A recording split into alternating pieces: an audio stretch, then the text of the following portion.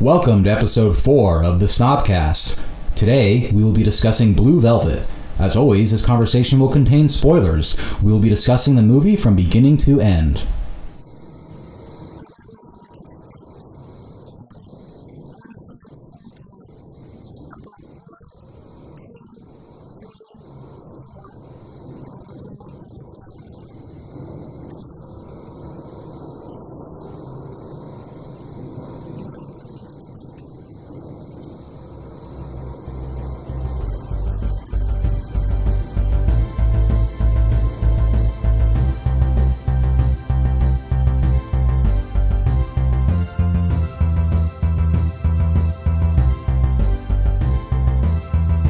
Okay, let's get started. My name's Jeff Bateman, and today I'm here with my fellow snobs, Steve. Hello.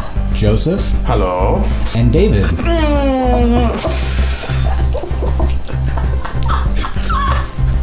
So we wanted to do a David Lynch movie. Why did we choose Blue Velvet? Blue Velvet is supposed to be considered an American classic, and this is perhaps among David Lynch's more accessible films to mainstream audiences, and it's like a gateway drug, you know, David Lynch film to sort of get people started and introduced to this filmmaker who is really fearless in terms of where he will take audiences. So that's one of the reasons, I think. So before Blue Velvet, David Lynch did Eraserhead, Elephant Man, and Dune. 3 pretty different movies. Definitely.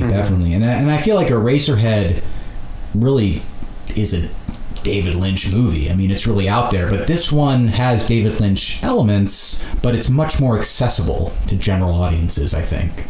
It's definitely a movie that's locked down to a real physical story that's happening. It's not transitioning into other dream levels and stuff like that. And The Elephant Man got a lot of attention, but I don't feel like that had as many Lynch qualities in it as Blue Velvet does. Now, when you say Lynch qualities, what do you mean?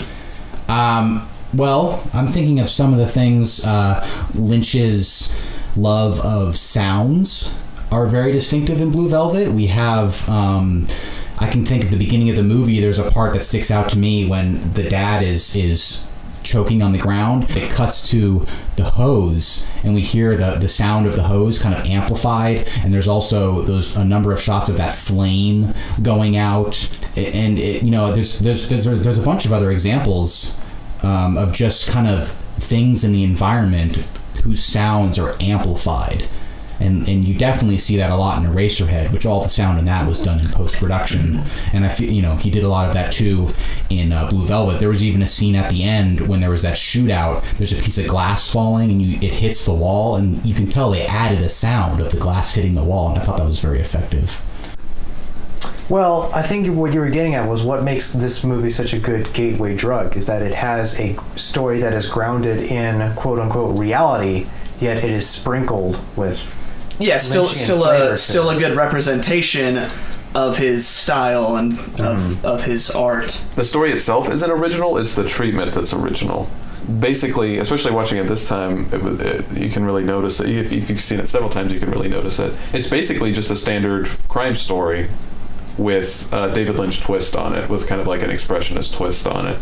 Kind of the big bad tough guy, and the guy that kind of walks between these two worlds, which is the Jeffrey character, and the confrontation, and you're not really sure who's going to win at the end. But that's basically every crime movie made in the 30s, 40s, and 50s. Mm-hmm. Speaking of 30s, 40s, and 50s, what time period is this movie supposed to exist in? Well, that's what's kind of interesting, is that it was purposely anachronistic when it was made, but now it kind of makes it seem timeless, with maybe the exception of Laura Dern's hair in a couple scenes. You really can't tell when it was made. Because sometimes it's 80s and sometimes it's 1950s. I mean, the cars keep changing, Yeah, there's a lot of classic time cars. Period around, Yeah, a lot. Definitely. I mean, I feel like there could be a town like that in America right now. That's kind of stuck in this weird place that hasn't quite updated itself with the rest of the country. Yeah. But that adds to the Lynch aesthetic, basically. That's kind of part of his decision. It's not kitsch, necessarily, but... The town of Lumberton does have a personality with the... Yeah. You know... Yeah. I mean, that would be a question since I haven't seen it in so long. I mean, how does it compare against Twin Peaks? How does a place like Lumberton compare to Twin Peaks, another Lynch creation? I think there are a lot of similarities between Twin Peaks and Blue Velvet in that they both are kind of set in this sort of like aw shucks, like, you know, Leave It to Beaver reality, but underneath is a very dark, you know, dirty place. And it just takes a little bit of scratching at the surface to see that. Yeah. It feels like Mulholland Drive On, he's making movies where you don't know where reality is or if anything's real or not. Where with Blue Velvet, you are pretty sure that everything you're seeing is real. It's actually happening. It's just weird things are happening in that Lynchian universe. It's kind of a hyper reality, sort of like Eraserhead. There's things that happen that are unreal, but by doing that, it almost feels more real when you're watching the movie. Like the rape scene, for example, that's really over the top and out of control, but it being that way makes you feel more like you would really feel if you were watching somebody be raped like that. You know, it makes you really uncomfortable.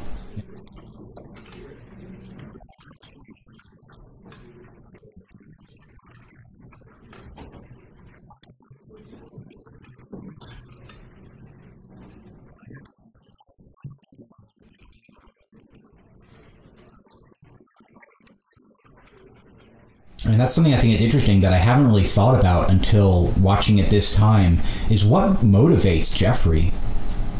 Jeffrey's the audience. Jeffrey... He's curious. He's curious, which as a viewer we can kind of relate to. We kind of latch on to Jeffrey because he isn't a freak right out. He seems apparently pretty innocent, pretty average, and we kind of go along with him on this journey. So he's curious. When he hears the story about Dorothy, he's kind of curious, and he kind of wants to explore a little more just out of pure curiosity, and we kind of go along with him on that. And it's sort of that innocence, that innocent, ignorant position he has, that like, I'm just going to investigate this mystery because I think it's fun. Because what he finds is like way worse than he could have possibly imagined. Yeah, he was expecting some kind of Hardy Boys, you know, adventure. Right, so his like cartoonish Hardy Boys, like just the way he dresses with the suits and the ties and the whole button-up look and persona really brings out Dennis Hopper's insanity. Like what Dennis Hopper is kind of amplified, you know, by how our palette has been, you know, sort of adjusted, you know, for before he comes into the scene. Hopper starts out kind of feeling out of place, you know, and then he kind of just establishes his presence in the movie. Yeah, I don't know if you get used to Dennis Hopper, but I don't know if he's more over the top when he's first introduced, or if you just kind of gradually learn what to expect from him. But it's not. He's never quite the same as that first scene that you see him when he enters the apartment. Well, let's talk about that scene. I mean, can you remember the first time you saw that? Absolutely. Yeah, I remember the first time. That was one of the few instances watching a movie where I felt a sense of panic, where I felt like I felt like I want to get out. All right, I want out. And the other time when I felt that was another David Lynch film, which was Wild at Heart, when before Harry Dean Stanton is executed, that was another instance when I felt a genuine sense of panic, and there's just something about the way it was set up, and when that other guy leaves the room. And leading up to the rape scene, I was already really uncomfortable, like when she makes him strip down and is holding the knife to his throat while she's kneeling in front of him, you know. And I have to say, this is the first time I've seen this movie, so I was pretty surprised by that. And then when Frank Booth comes into the apartment, that sort of just takes it up to a whole nother level of tension that you know, I was already on edge, and then it's sort of... And that rape scene is really the point where the movie goes off the deep end, you know. Like, you're kind of going with it for a while, and then that happens, and you're like, what did I get into? You know? It's like the shower scene in Psycho, where you're just so...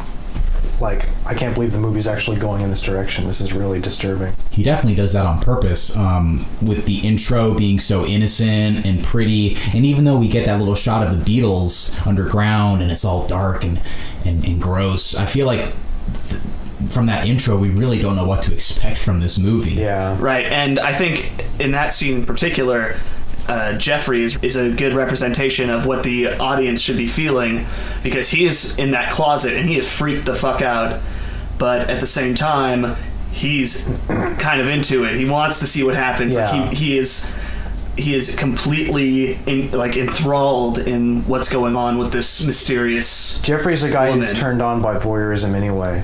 If Right. it wasn't Isabella Rossellini, or what's her character's name? Dorothy Valance. If it wasn't Dorothy, he would have been peeking his binoculars into someone else's window, you know? Right. And that's kind of like a moment where his voyeurism is kind of turned back on himself, you know? And that scene would not have been as effective if it wasn't shot entirely from the point of view of the closet.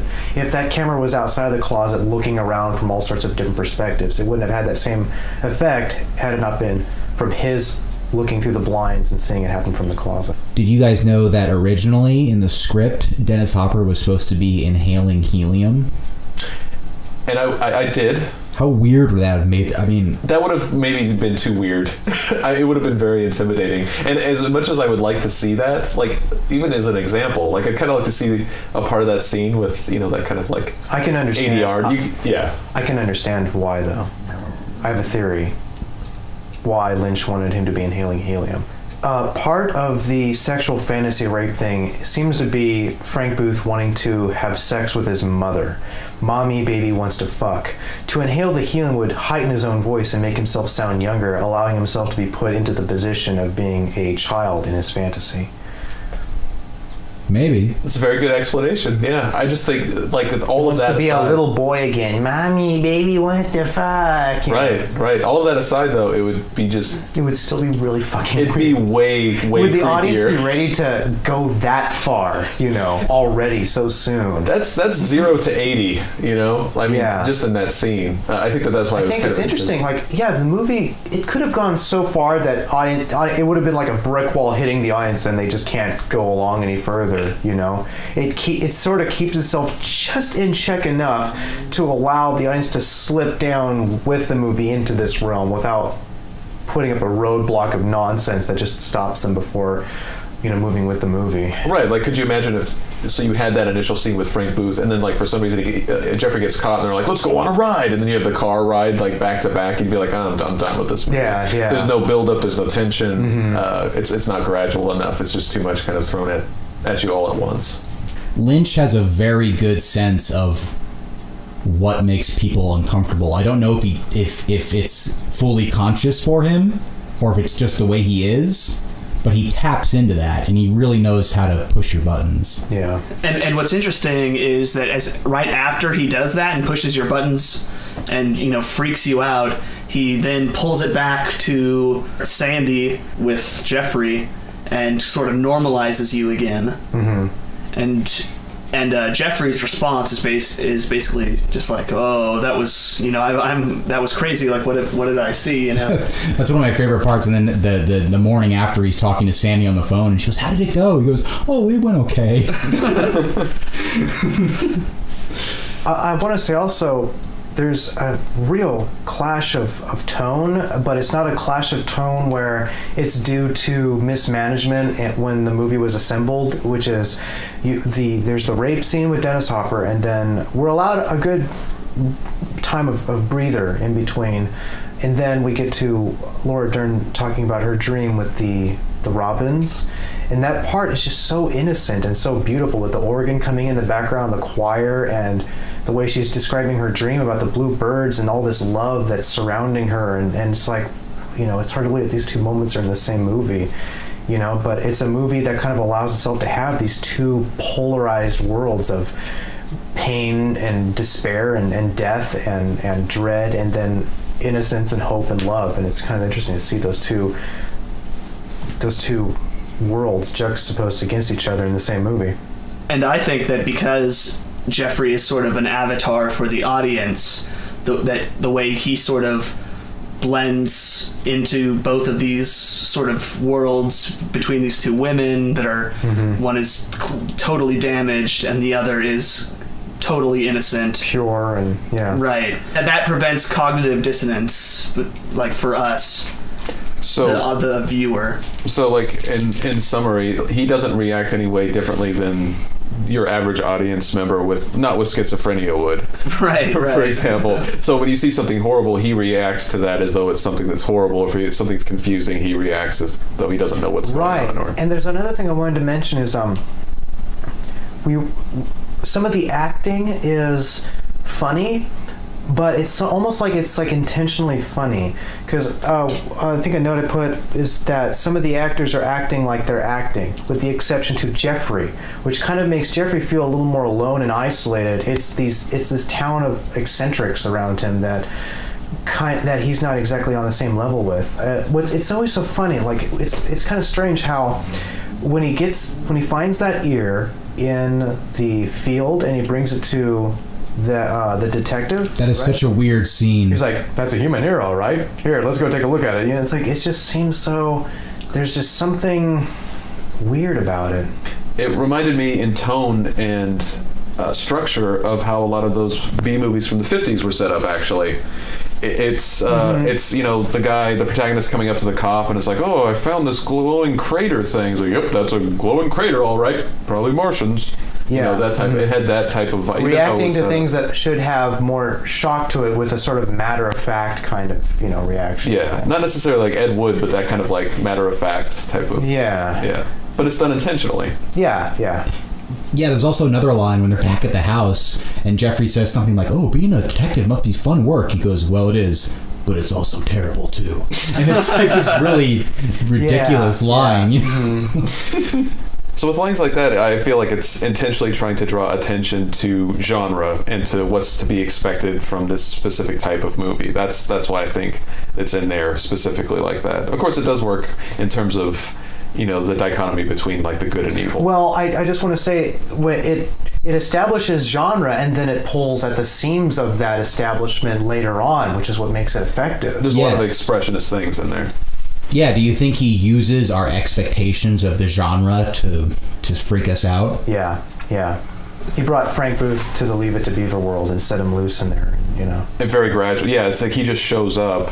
I was trying to think of, like, they don't necessarily establish Frank early on, though. Like, for some reason, I kind of remember it like a Mr. Blonde thing where people were kind of talking about him and then he shows up and it's a big deal, but that doesn't really happen with Frank Booth. No.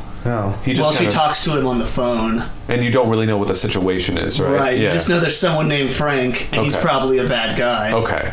Because you see the guy in the yellow suit first. Right. Okay. And then when Frank is revealed, it is the rape scene. Yeah, exactly. Exactly. And that's very strange. You really don't have your bearings either. You're not like what's the situation? What is happening here? Going back to, we were talking about genre, this sort of fits in, is that the music is very obvious. The emotional cues you're supposed to get from the music is very obvious. During the actual rape, the music goes, and it's like, you're supposed to feel bad right now, but it kind of has an ironic effect where it kind of doubles on top of itself in the emotional reaction you get, Because it's using that like cliche genre music, but it's like it's worse than the music is telling you it is. Exactly. Yeah, and that is oddly effective. It's a moment that really shouldn't have music in the background. And any other director would probably say, like, this would have more effect if we had no music in the background. To put music in the background on this would be rather tasteless. This would be like a real tasteless thing to put in an emotional cue for music at this point and have it to be obviously cartoonishly, and it does it anyway in the movie. And that's also what's effective and amplifies what's so disturbing about the moment. But that's a good point, because every single scene in here, probably every shot, is really kind of has his fingerprints on it.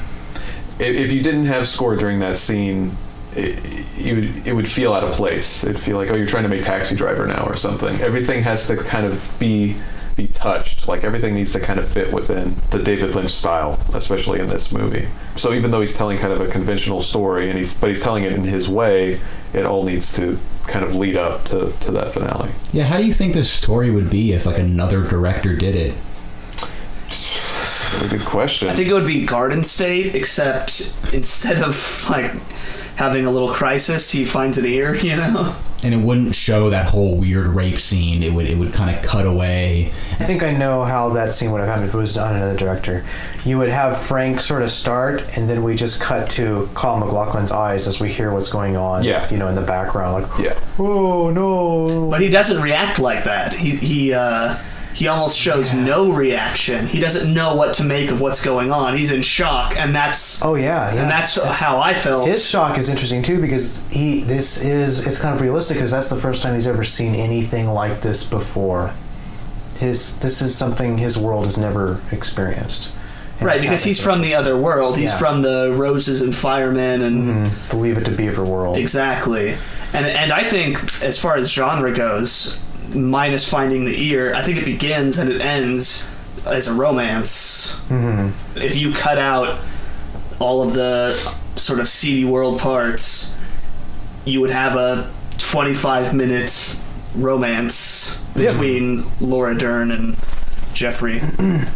Which is pretty standard, and a lot of that kind of teen melodrama stuff happens with the boyfriend that she has, and like, you know, oh, I don't want to be seen with him. Like, oh, what will my boyfriend think? And the other girl's telling like, oh, he's cute. Oh, gossip, gossip, gossip. You know, all that really just sort of tired, you know, elements. And then at the same time, we keep being driven back into that dark other world where there's fat women and mannequins and Work lights. What I thought was interesting, you know, as a noir film, that we don't even meet the damsel in distress until like 30 minutes into the movie, maybe more. Yeah. You know, Lynch establishes Laura Dern as the sort of love interest before or of like the Leave It to Beavertown. Yeah.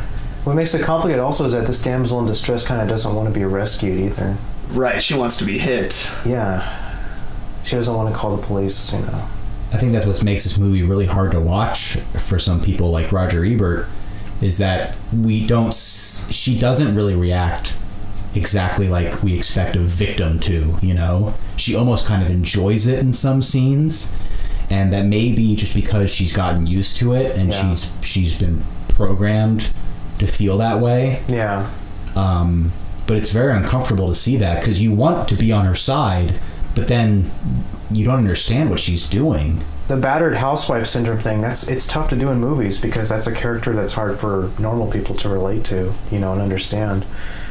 It's easy to just say, well, why don't you get out of that abusive relationship, you know, But that's why it works, is because in that world, in that underworld, we don't understand it. We don't understand why Frank has that breathing mask and why he shoves the velvet into his mouth, and it's a world of violence and nonsense. Yeah, everything is strange. Like, he has no context for any of it, so we don't have any context for any of it. Yeah. Like, why does he have to what does that Candy Colored Clown song do for him that gets him excited? And, you know, what memories is that song triggering? well, what's interesting is the music he listens to and that he seems to, you know, love on some deep level. I would say is like the music from the other world, from the Leave It to Beaver reality. Does he want that? It's obviously giving him something else that other people aren't getting out of that music. You can really kind of come up with a variety of different backgrounds that work for you, but it's on a base level. I think that it's there and it works because that at an immediate level gives the character like some perceived depth. If he was a guy that just came in and was stabbing people and shooting everybody and just raping and stuff like that, it's like, okay, well, this is a cartoon bad guy. But for some reason, when it's like he appreciates pretty music and he's crying to it too. It kind of adds some sort of weird humanity to him. Well, it's like Frank Booth is a fucked up character, but he's a deeply fucked up character. Yeah. And maybe that adds another level of not being able to understand him as easy, I think. Not in a confusing way, but yeah, just in like a naturally humanistic way. Very much in the same way that Jeffrey reacts more than halfway through the movie, that he can see himself easily turning into a Frank Booth character or being affected by this kind of underworld. You know, just like you definitely notice with that line where it's like, oh, you're just like me. And then he kind of, when he wakes up the next day, he kind of realizes like this is very possible. Or that there's a definite threat, like he's not, you know, he could do bad things.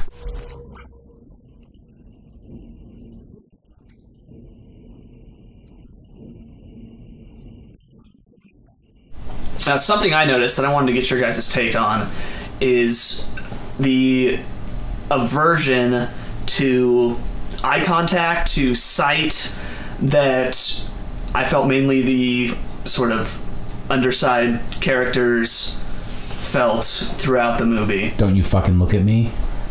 Ayo, that's it. That wasn't a quote. That was him really saying that. Yeah. He was just telling you not to look at him. Nobody look at me. Dorothy says that to Jeffrey, and of course Frank says that a number of times. I mean, to make an obvious statement, it could have to do with honesty, eye contact and honesty and everything like that. If we were to watch it again, you'd probably notice that like a lot of the Laura Dern stuff is eye to eye contact and stuff like that. And a big part of the underworld stuff is like intimidation and things like that. But I thought Frank Booth was the most honest character in the movie. Well, how so? He says fuck a lot. He does. He does do that. But I think what you mean is that Frank Booth is a character who makes his motivations rather clear. Yes.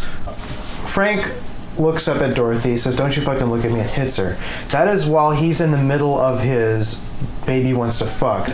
Dorothy says, "Don't you look at me," when she's putting her mouth on Kyle, and his looking at her breaks a fantasy she's engaging in. So I think there's some kind of weird sort of rape sexual thing going on involving fantasy, and making eye contact sort of breaks the fantasy that the other person is engaging in. you kind of get this weird impression too that she's just emulating like what's been done to her. Yeah. Mm-hmm. What is her line towards the end when she's grasping Jeffrey in Sandy's house? The disease You in put me? the disease in me? He put his disease. And what is that disease? Is I that... don't know. That's really. Is it the disease of kindness? Or... I think it's just that, I don't know, some sort of connection they had, or...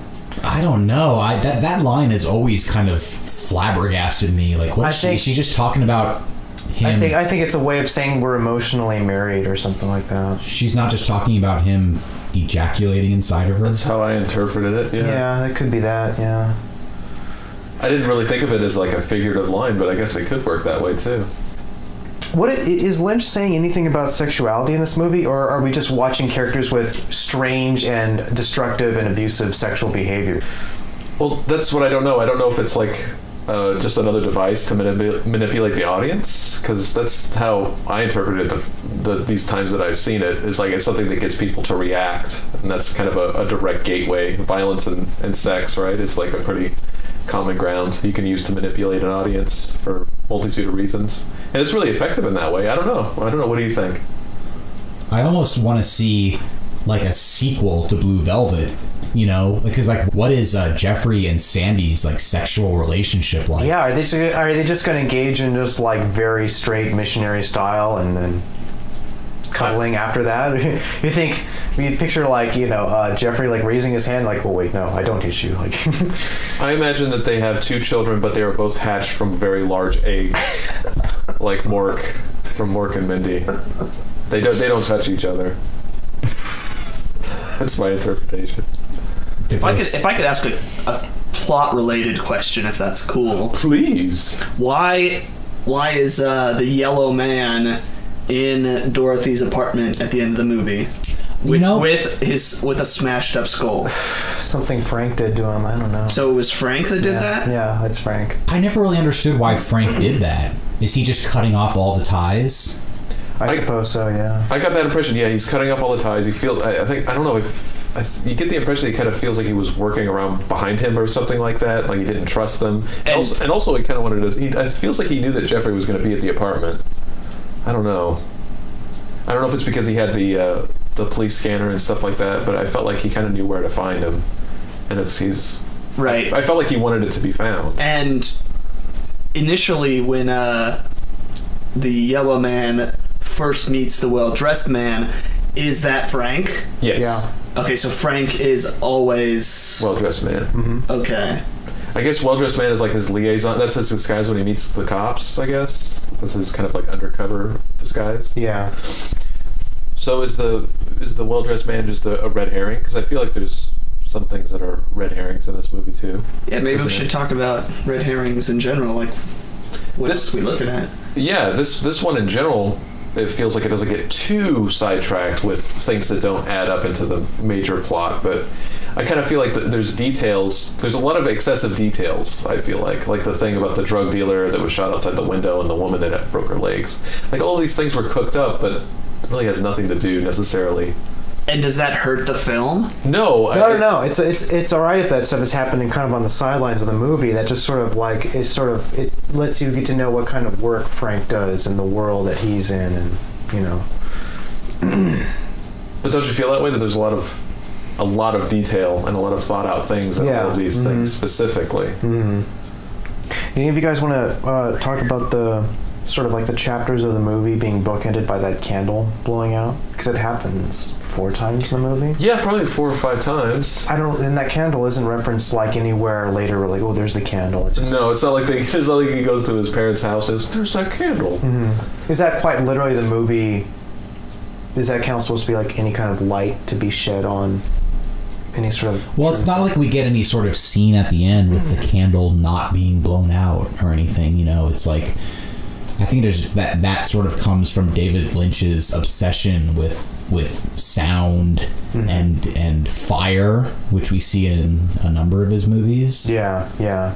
I think fire kind of represents the chaos and evil of the world. Wasn't there a part where when Jeffrey hits Dorothy, then we cut to these flames just sort of bursting, you know, out as kind of like an explosion. With like these distorted roars and stuff. Mm-hmm. These animalistic kind of sounds, gargoyle-ish sounds are happening. Okay, so did you guys have anything else in your notes that you wanted to talk about?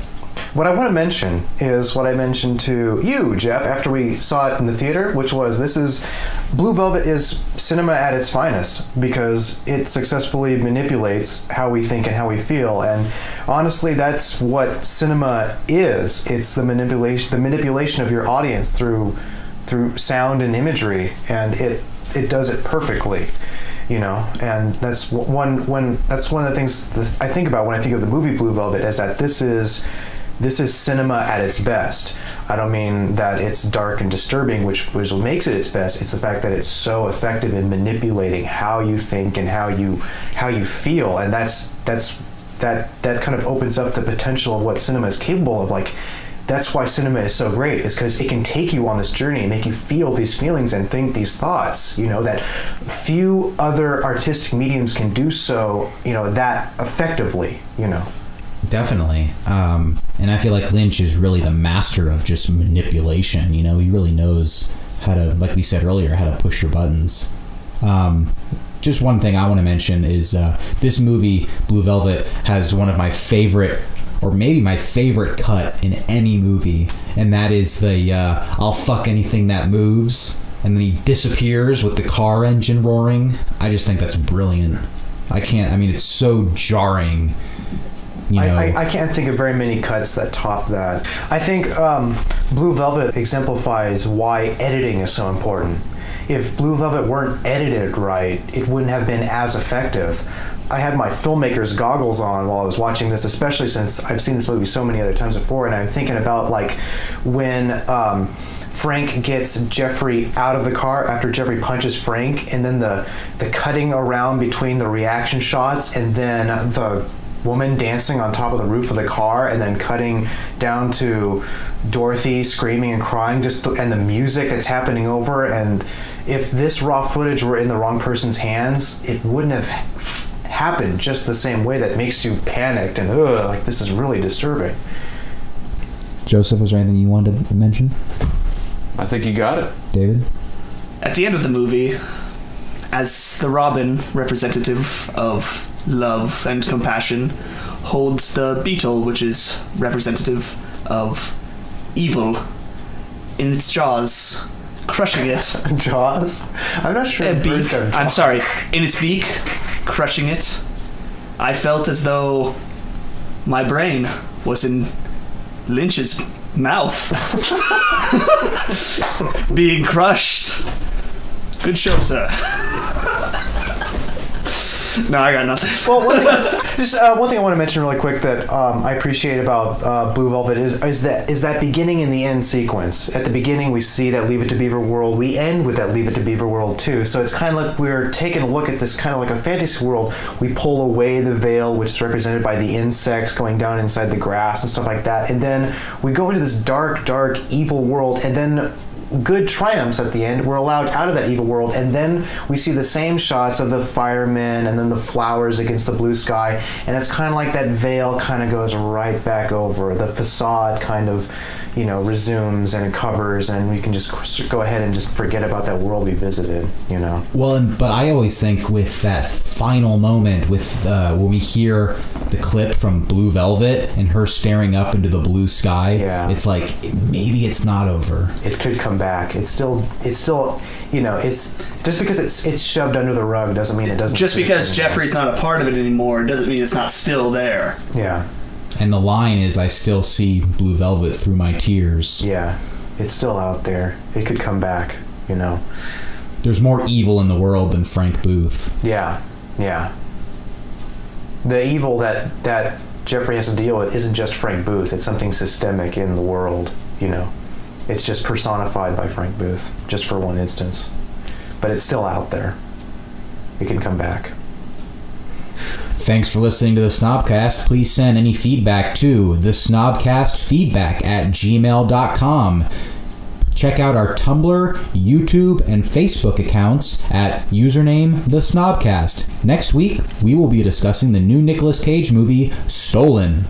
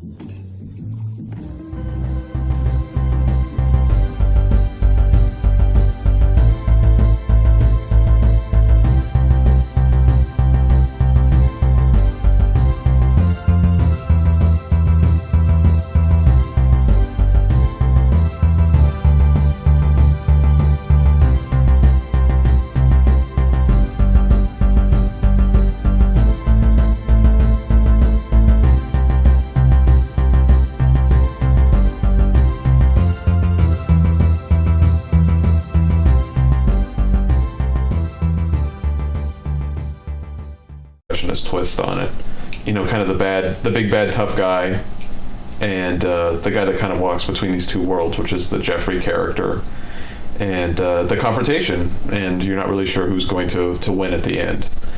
But that's basically every crime movie made in the 30s, 40s, and 50s. Mm-hmm. Speaking of 30s, 40s, and 50s, what time period is this movie supposed to exist in? Well, that's what's kind of interesting, is that it was purposely anachronistic when it was made, but now it kind of makes it seem timeless, with maybe the exception of Laura Dern's hair in a couple scenes. You really can't tell when it was made. Because sometimes it's 80s and sometimes it's 1950s. I mean, the cars keep changing, Yeah, there's a lot of classic time cars. period around, Yeah, a lot. Definitely. I mean, I feel like there could be a town like that in America right now. That's kind of stuck in this weird place that hasn't quite updated itself with the rest of the country. Yeah. But that adds to the Lynch aesthetic, basically. That's kind of part of his decision. It's not kitsch, necessarily, but... The town of Lumberton does have a personality with the... Yeah. Yeah. I mean, that would be a question, since I haven't seen it in so long. I mean, how does it compare against... There's a part that sticks out to me when the dad is choking on the ground. It cuts to the hose, and we hear the sound of the hose kind of amplified, and there's also a number of shots of that flame going out, and there's a bunch of other examples of just kind of things in the environment whose sounds are amplified. And you definitely see that a lot in Eraserhead, which all the sound in that was done in post-production. And I feel, he did a lot of that too in Blue Velvet. There was even a scene at the end when there was that shootout. There's a piece of glass falling and it hits the wall, and you can tell they added a sound of the glass hitting the wall, and I thought that was very effective. Well, I think what you were getting at was what makes this movie such a good gateway drug is that it has a story that is grounded in quote unquote reality, yet it is sprinkled with still a good representation of his style and of his art. The story itself isn't original, it's the treatment that's original. Basically, especially watching it this time, you can really notice it. If you've seen it several times, you can really notice it. It's basically just a standard crime story with a David Lynch twist on it, with kind of like an express Twin Peaks. How does a place like Lumberton compare to Twin Peaks, another Lynch creation? I think there are a lot of similarities between Twin Peaks and Blue Velvet in that they both are kind of set in this sort of like aw shucks, like, leave it to Beaver reality, but underneath is a very dark, dirty place. And it just takes a little bit of scratching at the surface to see that. Yeah. It feels like Mulholland Drive On, he's making movies where you don't know where reality is or if anything's real or not. Where with Blue Velvet, you are pretty sure that everything you're seeing is real. It's actually happening. It's just weird things are happening in that Lynchian universe. It's kind of a hyper reality, sort of like Eraserhead. There's things that happen that are unreal, but by doing that, it almost feels more real when you're watching the movie. Like the rape scene, for example, that's really over the top and out of control, but it being that way makes you feel more like you would really feel if you were watching somebody be raped like that. Among David Lynch's more accessible films to mainstream audiences, and it's like a gateway drug, David Lynch film to sort of get people started and introduced to this filmmaker who is really fearless in terms of where he will take audiences. So that's one of the reasons, I think. So before Blue Velvet, David Lynch did Eraserhead, Elephant Man, and Dune. 3 pretty different movies. Definitely. And I feel like Eraserhead really is a David Lynch movie. I mean, it's really out there, but this one has David Lynch elements, but it's much more accessible to general audiences, I think. It's definitely a movie that's locked down to a real physical story that's happening. It's not transitioning into other dream levels and stuff like that. And The Elephant Man got a lot of attention, but I don't feel like that had as many Lynch qualities in it as Blue Velvet does. Now, when you say Lynch qualities, what do you mean?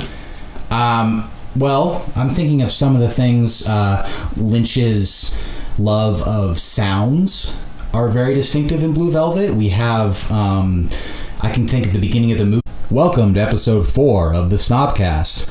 Today, we will be discussing Blue Velvet. As always, this conversation will contain spoilers. We will be discussing the movie from beginning to end.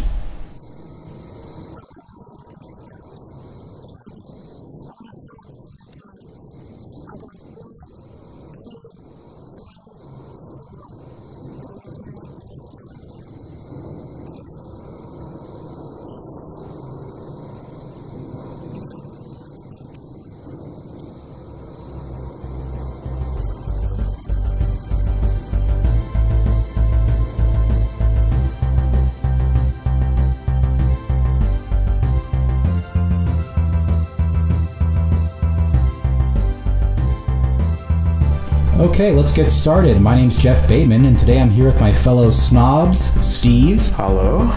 Joseph. Hello. And David.